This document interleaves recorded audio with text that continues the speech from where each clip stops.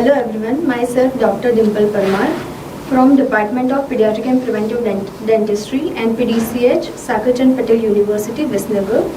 So today I am going to discuss about Introduction to Pediatric and Preventive Dentistry. And these are the contents that include introduction, definition, aims and objective of the pedodontics, scopes of pedodontics, present trends, difference between the child and the adult patient, periodontist in India, clinical perspective and conclusion. So starting with the introduction, the word pedodontics is derived from a Greek word. So pedo is derived from Greek word which is pes meaning child and dontics is the study of teeth. So what is the definition of the pediatric dentistry? So according to American Academy of the Pediatric Dentistry in 1999, pediatric dentistry is age-defined specialty that provides both primary and comprehensive preventive and therapeutic oral health care for infant, children through adolescents including those with the special health care needs. So now we are going to learn about the aims and objectives of the pediatric dentistry. So these are the various aims and objectives including health of the child as a whole, early diagnosis and prompt treatment, prevention, restoring the mouth for a good health, observe and control the developing dentition of the child as well as relief of the pain, instill the positive attitude and the behavior, restore the lost tooth structure and management of the special patient. Now we will see each aims and objective in detail. So the pedodontist is a part of the health team that are concerned with the individual's total physical, mental and emotional well-being of the patient. So we have to see the child health of the child as a whole. Now second objective is more specifically we are concerned with the oral health of the child. So the earliest attempt at the prevention is at the expectant mother. She should be advised on the dental health of her future child as well as first dental appointment for the child as usually 6 months of the age. Why? Because at the 6 month of age, primary first central incisor will erupt. Now, early diagnosis and prompt treatment. So, introduce and implement the principle of preventive dentistry from birth so that early diagnosis is initiated as well as occlusal guidance and early treatment of developing malocclusion should be done to avoid any future complication. Now next is the restoring the mouth to good health. So during restorative treatment, first and foremost necessity is to convince the patient and parent that treatment is worthwhile and it is necessary. So the treatment must be at the same time being enjoyable and at worst acceptable to the patient. If dental treatment is unpleasant, then the child will develop resistance and reluctant for the further treatment. So we have to be careful. Now next is to observe and to control the necessary developing dentition of the child patient. So in that, a general dentist who sees the child every time is in excellent position to study his oral development and the growth and to intervene himself to refer the specialist or for the necessary treatment at the same time. Now instill a positive attitude and the behavior in the child.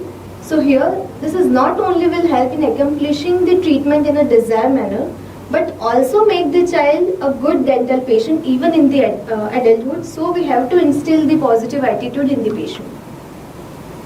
Now next is the management of the special patient. Now who are the special patient? So special patient are mentally disabled or medically compromised children. So in that, managing them in an efficient and orderly manner so that to avoid discomfort to the patient and at the same time we are avoiding any bias toward the special condition of that child. Now what are the scopes of pedodontics that we will learn? So pedodontics is a age specific specialty. Okay, so it encompasses all aspects of the oral health care of the children as well as adolescents and special child with the physical or the emotional handicap.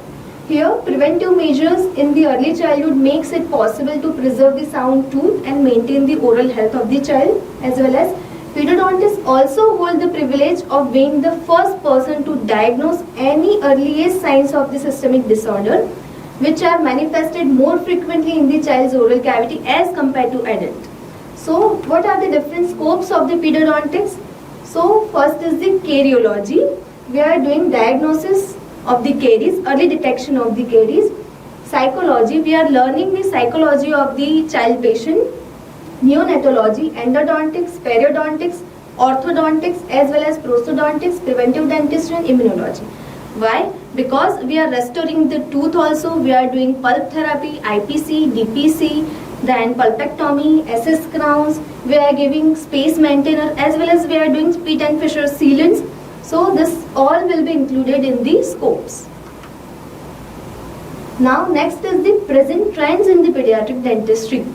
So it includes preventive dentistry as well as preventive health dentistry. Second is the child psychology and the management of the child patient. Third one is the advanced restorative dentistry, preventive as well as interceptive orthodontics. Then special care dentistry, child abuse and neglect, and genetics in the pediatric dentistry. Now, what is the difference between the child and the adult patient that we will see? So, first and foremost difference is physical, emotional and psychological differences. Child is in dynamic state of growth and development, whereas the adult is in static state. So, here we are going to learn about the dentist, patient and the parent relationship, which was given by Wright in 1975. So, he named it as a periodontic treatment triangle. So, in this triangle, apex is the child patient, then family as well as the dental personnel is included in this triangle. Family is parents and dental personnel may be pediatric dentists. So this arrow indicates the communication that is not only limited to the benefit of the child but it is reciprocal in nature. Then again in 2004, McDonald revised this periodontic treatment triangle and he added society in this. Why? Because society have a great influence in the development of the child. So now we are going to learn about the difference between the primary and the permanent teeth. So what are the basic difference that I am going to tell you. So these are the 8 basic difference between the primary and the permanent tooth. First is number of the teeth. So primary teeth are 20 in number and permanent teeth are 32 in number. Size of the primary teeth are lesser than the permanent teeth. Color of the primary teeth is we are calling them milky teeth. So white in color and permanent dentition in permanent teeth they are yellowish white in color. Premolars are not present in the primary teeth and it is present in the permanent teeth. Occlusal table is narrower in the primary teeth and as compared to the permanent teeth. Then proximal contacts are broader in the primary teeth as compared to the permanent teeth. Then enamel and dentine are very thinner as compared to permanent teeth, as well as pulp horn are higher in the primary teeth as compared to the permanent teeth. So now Indian history about the periodontics. So first in 1920, first dental college, Calcutta Dental College and the hospital by Dr. Rafiuddin Ahmed was started and he is the father of dentistry in India. Next in 1950, Government Dental College Amritsar started periodontics as a specialty. After that, in 1978, periodontics as a specialty for the undergraduates was started. In 1979, Indian Society of Periodontics and Preventive Dentistry holds the first conference, that is ISPPD. After that, in 1982, ISPPD becomes an affiliated member of IADC. So moving forward, in 1979, Dr. B.R. Vacher is made the father of periodontics in India. So what are the clinical perspective and scopes of the periodontics? So that we are going to learn next. So these are the most common dental diseases that are occurring in the children. First is the nursing bottle caries, that is also known as ECC, early childhood caries, because of the bottle feeding habit. Second of the finger or a thumb, then trauma and the malocclusion. These are the most common dental diseases that we are seeing in the children. Now next is the habit breaking appliance. So if the patient is having thumb sucking habit or the tongue thrusting habit or the mouth breathing habit, what we will do? So for the thumb sucking habit and tongue thrusting habit, these are the appliances that we are providing, that is known as palatal grip. And for the mouth breathing habit, we are giving oral screen to the patient. Now, what are the types of treatment in the periodontics patient? So, what we are doing in the patient?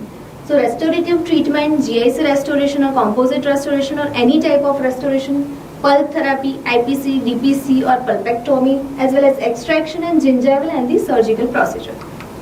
So, next is the pulp therapy. What is pulpotomy and what is pulpectomy? So, first we will see pulpectomy. So, in pulpectomy, what we are doing is we are removing the coronal and the radicular portion of the pulp because both are infected. Then we are filling the obturating material in the canals, we are restoring the tooth and we are giving the stainless steel crown to the patient. But what is now pulpectomy? So, pulpotomy. Pulpotomy, in this pulpotomy, we are only removing the coronal portion of the pulp, we are giving the medicament and then we are restoring with the stainless steel crown. Now, next is the guidance of the developing occlusion. So, here we are using the intraoral and the extraoral radiographs, use of the study models, space analysis, we are doing space analysis also, space maintainers we are giving, habit breaking appliances and consultation with the specialist. Now, preventive dentistry. Now, what do you mean by preventive dentistry? So, we are stopping something before it happens, for example, dental caries. So, to prevent dental caries, we are giving something that is fluoride varnish and APF gel. We are applying APF gel as well as the fluoride varnish to prevent the dental caries in the child patient. Now, something it is called pit and fissure sealant. So, in patient with the deep pit and fissures as well as stained pit and fissure, patient who are not having any radiological appearance of the dental caries, in that we can do. So, we are sealing the pit and fissure in the occlusal surface of the patient. So, we are preventing the caries. Now, next is the types of the dental restoration for the primary tooth. So, we are giving the composite restorations, glass ionomer restoration, strip crown as well as the stainless steel crown for the posterior molars. Now, what is cleft lip and palate? So, basically cleft lip and palate is the defect of the lip and the palate in which the child is having difficulty in the feeding. So, in this cases, we are giving NAM appliance, that is nasoalveolar molding appliance, which helps both child as well as mother in the feeding. Now, next is the nitrous oxide oxygen sedation. This is a type of the behavior management that we are doing in the child patient. So, nitrous oxide oxygen is given through a small breathing mask, which relax the child as well as the child become quite drowsy, may even fall asleep, but they will not become unconscious. So, it is very safe and effective manner of doing behavior management in the child. Next is the general anesthesia. Basically, we are doing the patient in the general anesthesia who are very uncooperative, then below the age of the 3 year who cannot understand anything what we are telling. Then we can do the some specific treatment like early childhood caries. Patient is having multiple caries tooth. So in that cases we can go for general anesthesia and it can take 2 to 3 hours to finish all the treatment. So, I would like to conclude that pediatric and preventive dentistry play a vital role in ensuring the foundation of lifelong oral health. By understanding the child's psychology, growth and development, as well as we are applying the preventive measures such as fluoride therapy, pit and fissure sealants, as well as diet counseling, early diagnosis, we can significantly reduce the burden of the dental diseases in the children. Pediatric dentistry contributes to raising a generation with the healthier smiles, better overall health and improved quality of life. Thank you.